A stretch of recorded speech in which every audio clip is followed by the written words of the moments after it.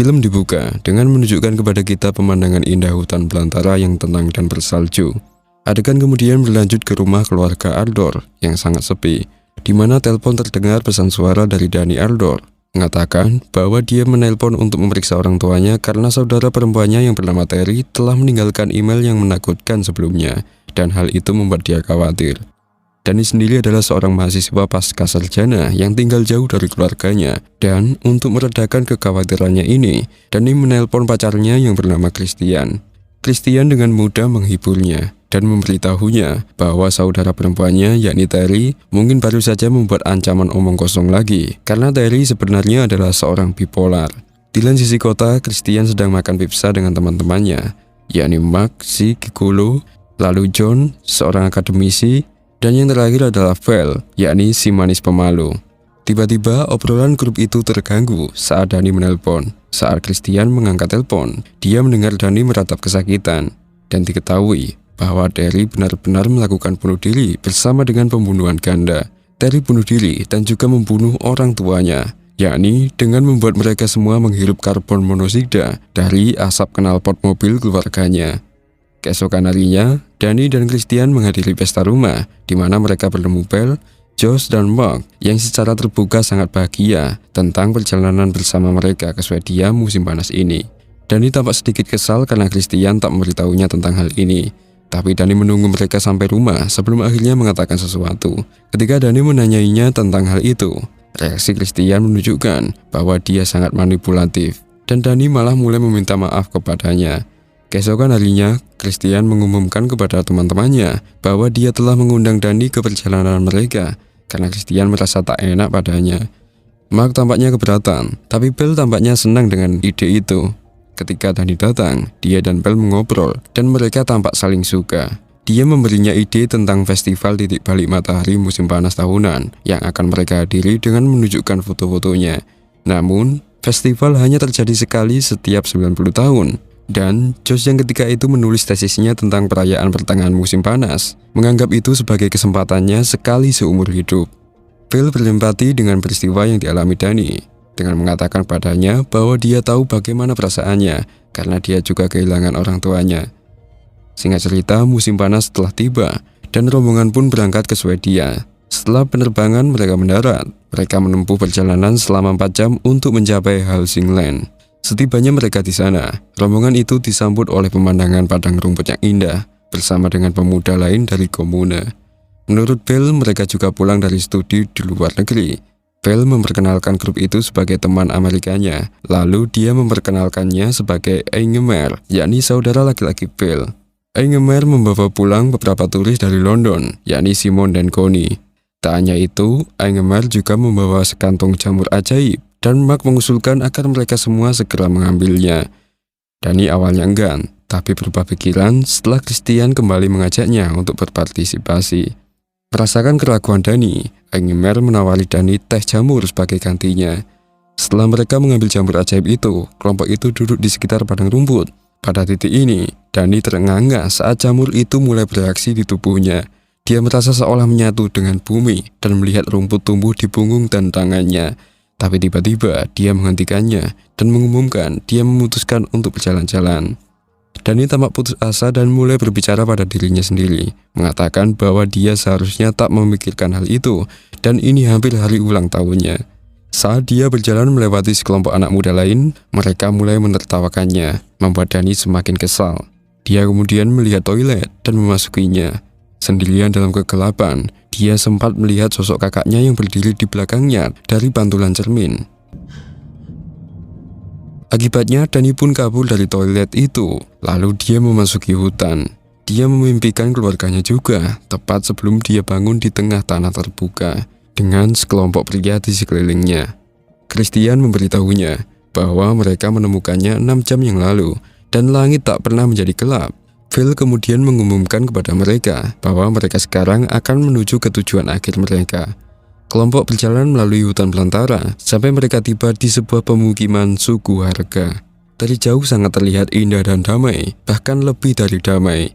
Mereka kemudian disambut dengan hangat oleh penduduk desa Harga. Sebuah upacara untuk menyambut para turis serta pesta titik balik matahari pun dimulai. dipimpin oleh pemimpin mereka, yakni Sif. Josh ingin memotret, tapi Bell mengatakan kepadanya bahwa dia harus melakukannya dengan diam-diam. Di antara kerumunan duduklah Rubin, yakni seorang anggota komune yang cacat yang nampaknya sedang menulis sesuatu. Setelah upacara, para turis duduk-duduk, sementara orang-orang harga menari bergandengan tangan. Adik perempuan Bell bernama Maya bermain-main menendang Christian ketika dia melewatinya. Christian dan John yang tertarik pada Maya memutuskan untuk bergabung dalam formasi tarian. Sekarang setelah Christian tak ada, Bell memberi Dani gambar yang dia buat, lalu mengucapkan selamat ulang tahun padanya.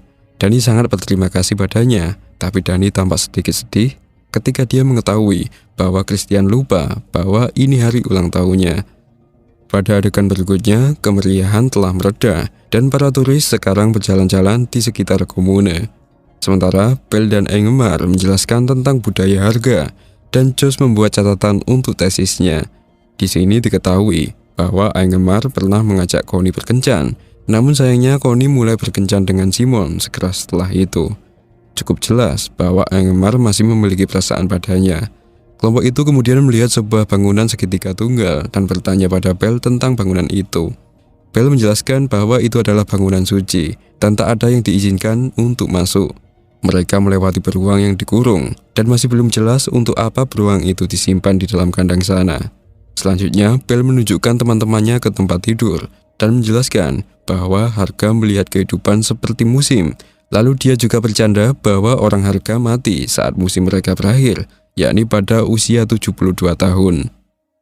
Dani menemukan aula, lalu Bell menjelaskan bahwa wanita dalam foto itu adalah Ratu Mei yang dipilih setiap tahun selama festival. Segera setelah itu, seorang wanita muda harga, yakni Inge, masuk untuk mengajak Bell pergi menonton film. Mark pun tampak bersemangat, membayangkan tidur dengan seorang gadis harga. Setelah itu, Christian mengajak Dani keluar dan menyanyikan lagu selamat ulang tahunnya dengan sepotong kue. Untuk menebus fakta bahwa Christian lupa bahwa hari ini adalah hari ulang tahunnya. Dani tampak sedikit kesal, tapi dia memaafkannya. Di malam harinya, Bell menyuruh mereka semua istirahat, karena besok ada upacara besar bernama upacara Ates Tuban. Ketika Christian bertanya tentang upacara itu, dia menolak untuk menjawab karena dia ingin membuat kejutan. Keesokan harinya, upacara pun dimulai. Keluarga harga berdiri mengelilingi satu set meja yang diatur dalam formasi, lalu menunggu dua sesepuh datang. Setelah makan, kedua sesepuh itu berdiri dan mulai melantunkan lagu yang aneh, membuat Dani bertanya-tanya apa gunanya ini. Setelah selesai, orang-orang harga bersulang. Kedua ketua itu kemudian dibawa pergi dan dibawa ke tebing, sementara semua harga dan turis menonton dari bawah. Sif, yakni pemimpin harga, berdiri di depan semua orang, membacakan sebuah buku. Josh tampak terpesona olehnya dan bertanya kepada Bell tentang buku itu. Bell mengatakan kepadanya bahwa buku itu disebut sebagai Ruby Road, yakni sebuah kitab suci milik sekte harga ini. Ketika mereka di atas tebing, kedua tetua itu dengan rela mengelurkan telapak tangan mereka yang terbuka untuk diiris dengan pisau dan melanjutkan untuk menggosok darah di atas batu. Salah satu tetua berjalan ke tepi tebing. Disinilah Dani mulai merasakan ada yang tak beres dan mulai bernapas dengan berat seolah-olah dia tahu apa yang akan terjadi selanjutnya. Dan benar, wanita tua itu terjun hingga tewas, yang tentunya membuat Dani kaget dan ngeri. Simon dan Connie terdengar panik, dan Engemar menyuruh mereka untuk santai karena ini adalah salah satu tradisi mereka. Namun tak berhenti sampai di situ, lansia kedua berjalan ke atas tebing dan terjun juga. Apesnya, dia masih belum mati, meskipun kakinya sudah sangat hancur karena jatuh. Keluarga harga mulai mengerang, seolah-olah mereka merasakan sakit yang sama. 4 orang suku harga kemudian berjalan ke arahnya sambil membawa palu besar. Satu persatu, 4 orang harga bergiliran menghancurkan kepala pria itu, menghancurkan tengkoraknya berulang kali untuk memastikan bahwa dia telah mati dan menyelesaikan ritualnya. Kali ini, Simon dan Connie tak tahan lagi dan mulai pergi sambil mengumpat di harga. Pemimpin menghentikan mereka dan meluangkan waktu untuk menjelaskan bahwa ini hanyalah bagian dari kebiasaan mereka. Dan kedua orang tua itu baru saja mencapai akhir dari siklus hidup mereka, yakni usia 72 tahun, maka mereka akan gembira. Setelah ritual yang mengerikan itu, Christian menemukan Josh dan mengatakan kepadanya bahwa dia ingin membuat tesis tentang harga juga. Hal ini membuat Josh marah karena dia sedang mengerjakan tesisnya tentang harga untuk sementara waktu sekarang. Namun pikiran Christian sudah bulat dan dia bersikeras bahwa dia ingin melakukan tesis tentang harga, tak peduli apapun yang terjadi. Josh kemudian menemui Belle untuk melampiaskan kemarahannya pada Christian. Belle tampak terkejut bahwa mereka sedang mengerjakan tesis mereka di komune dan menyarankan untuk tidak melakukannya, mengatakan bahwa para tetua tak akan menyetujui dokumentasi semacam itu. Tapi Belle akhirnya berjanji untuk berbicara dengan yang lebih tua tentang hal itu. Sementara Danny sekarang kembali ke kamar tidur dan dia berkemas untuk pergi. Belle menemukan Danny yang mentalnya hancur setelah melihat kejadian saat ritual tadi. Yang jelas dia kewalahan dengan apa yang baru saja dia saksikan karena trauma baru-baru ini. Belle mencoba menghiburnya dan mengatakan kepadanya bahwa dari semua orang yang dia bawa ke sini, dia sangat senang ketika Danny datang. Belle kemudian bercerita tentang bagaimana orang tuanya meninggal dalam kebakaran ketika dia masih kecil. Dan meskipun dia adalah seorang yatim piatu, dia tak pernah merasa sendirian karena masyarakat membesarkannya sehingga membuatnya merasa dijaga dan dicintai. Dia kemudian meraih tangannya dan bertanya apakah Christian cinta padanya. Saat ini Danny akhirnya mengetahui bahwa Belle sangat mencintainya. Malam itu Danny bermimpi bahwa semua temannya menyelinap keluar dari harga. Danny berlari keluar dan kemudian mendengar suara mobil bergerak dan melihat mobil temannya pergi. Dan saat pagi, saat rombongan masih tidur, saudara perempuan Belle, yakni Maya, menyelipkan semacam jimat di bawah tempat tidur Christian. Kemudian pada hari itu, Belle memberitahu Josh bahwa para tetua telah memberikan izin kepada Josh dan Christian untuk menulis tesis mereka di harga, dengan syarat bahwa mereka tidak menggunakan nama asli atau menentukan lokasi sekte harga ini. Mark tampak tak tertarik dan mengumumkan bahwa dia akan buang air kecil. Josh kemudian mengeluarkan jimat yang dia temukan di bawah tempat tidur Christian, dan Belle mengatakan kepadanya bahwa itu adalah rune cinta. Christian berjalan ke arah mereka, mengatakan bahwa saudara perempuannya yakni Maya tampaknya naksir padanya. Lalu tiba-tiba salah satu warga harga mulai berteriak. Ternyata hal itu gara-gara Mark pernah buang air kecil di pohon leluhur, tempat dibuangnya abu suci orang-orang harga. Belle pun tampak sangat kesal dengan ini. Di sisi lain, Connie tampaknya terburu-buru meninggalkan harga. Salah satu warga harga kemudian mendatanginya dan memberitahunya bahwa Simon telah pergi lebih dulu dan bahwa Connie harus menunggu untuk naik kereta berikutnya. Tentu saja, Connie merasa sangat sulit dipercaya, lalu dia pun pergi mencari Simon. Danny yang mendengar seluruh percakapan ini pergi mencari Christian untuk memberitahunya tentang hal itu. Tapi Christian tampaknya acuh tak acuh tentang hal itu dan tampaknya lebih tertarik untuk mengajukan pertanyaan mengenai harga untuk tesisnya. Danny kemudian pergi dan seorang wanita harga mengundangnya untuk membantu mereka memasak makanan bersama para wanita sekte harga yang lain. Sementara itu, Josh menghabiskan hari itu dengan seorang tetua yang dengan sabar menjelaskan kepadanya tentang Ruby Road. Rupanya Ruby Road adalah karya abadi yang turun-temurun setiap generasi, ditulis oleh seorang penyandang cacat di harga. Di generasi ini, penulisnya adalah Rubin, yang merupakan keturunan cacat yang disengaja. Ketika Rubin meninggal, sekte harga akan membuat keturunan incest lagi untuk melanjutkan penulisan Ruby Road sampai seterusnya.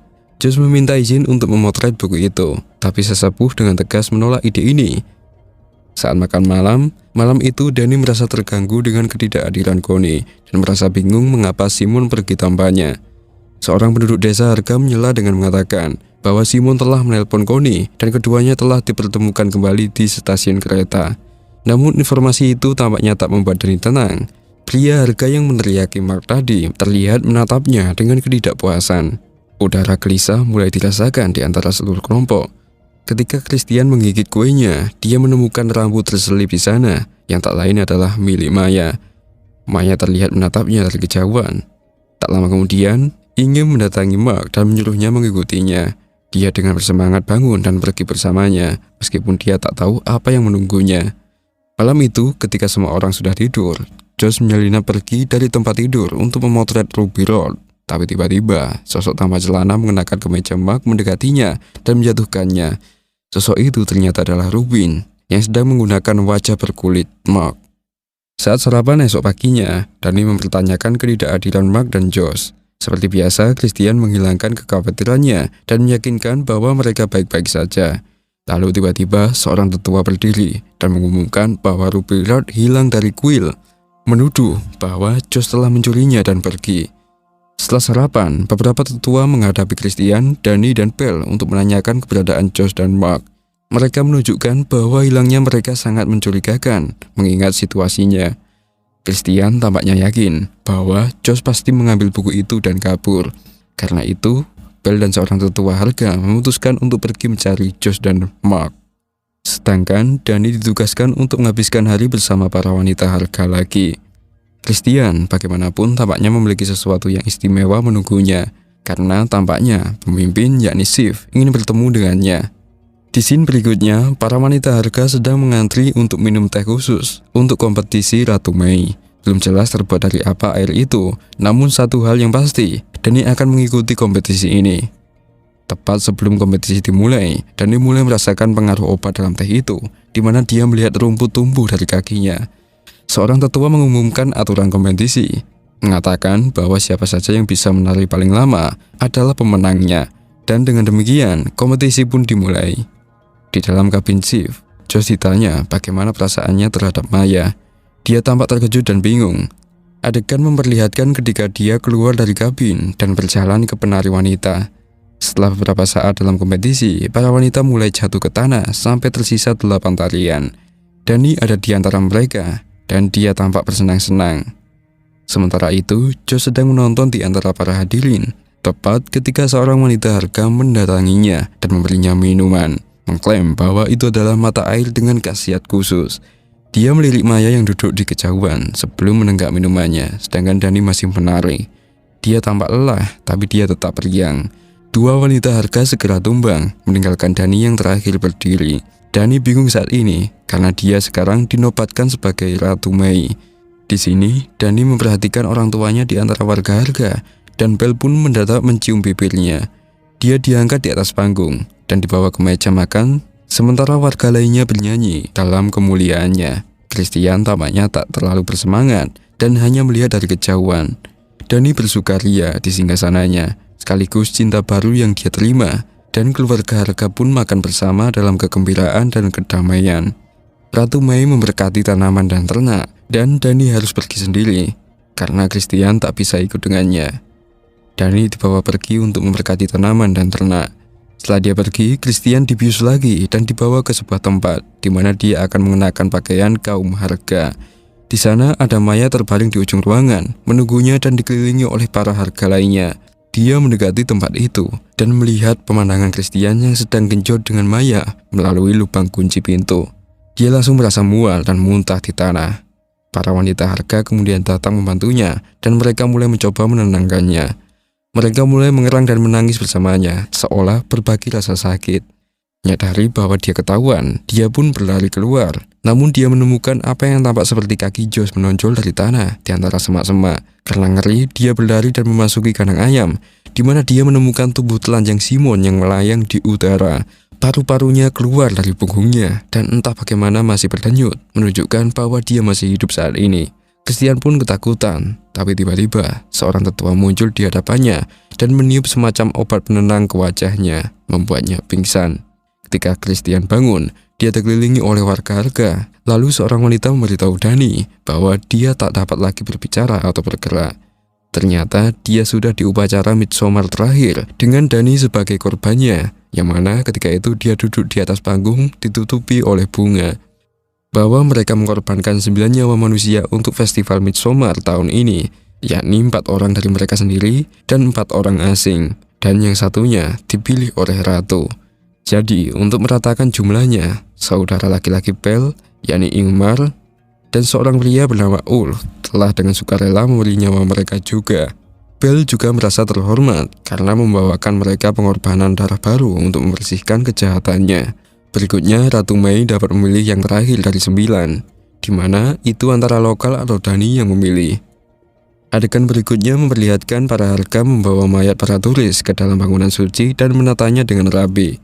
Beruang yang dikurung akhirnya dibunuh dan organ-organ di dalamnya diambil. Setelah itu, mereka mulai memajangnya di samping mayat, sekaligus Ingmar dan Ulf. Mereka kemudian membakar bangunan itu, sementara para harga lainnya melantunkan doa mereka di luar. Danny sekarang dengan rela bergabung dengan keluarga harga, karena dia akhirnya merasa dicintai dan juga dijaga.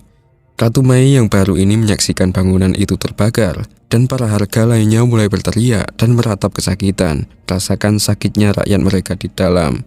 Dani juga menjerit dan menangis bersama para harga. Dani pun bersatu dengan mereka. Lalu film pun diakhiri dengan Dani tersenyum dalam kebahagiaan sambil menatap gedung yang terbakar. Oke guys, begitulah rekapan dari film Midsommar tahun 2019. Semoga menghibur waktu gabut kalian dan terima kasih telah menonton guys.